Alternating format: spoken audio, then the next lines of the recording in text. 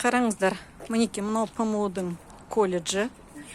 ПМУ-дың ректоры кім екенін білмеймін. Бізде облыс Байханов. Өңір басшысы, қала басшысы Иманзаипов. Мінеки, мен шоқтамын. Мен кездейсоқ мінеки кірдім мұнда, Мінеки, бірде-бір кіреберіс мынау, кіреберісте бірде-бір ақпарат мемлекеттік тілде жоқ. А вы откуда? Мінеки, сіз маған қазақша айтсаңыз, қазақша сұрасаңыз, мен сізге жауап берем. Мінеки, откуда, не откуда.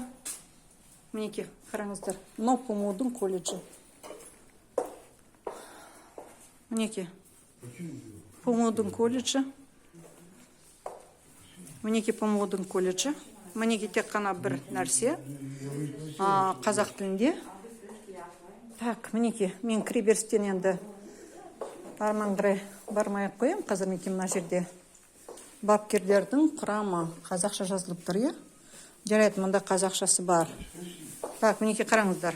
Уважаемый студент, мінеки қараңыздар. Барлық ақпарат тек қана мұнда стадионда тек қана орыс тілдерге қызмет, қазақ тілдерге қызмет жоқ. Қалай мұнда қазақ тілді адамдар, қалай мемлекеттік тілді адамдар, қалай мұнда оралмандар, қандастар, мен сияқты мысал үшін орысша сөйлемейтіндер, оқысы келмейтіндер, өйткені біздің толық құқымыз бар. Өз мемлекетімізде, өз тілімізде сөйлеуге міне толығымен дискриминация болып жатыр. Мына дискриминацияны істеп отырған бізде ПМУ-дың ректоры. Өкінішке орай аты жөнін білмей отырмын, бірақ та мінеки осындай масқара болып отыр.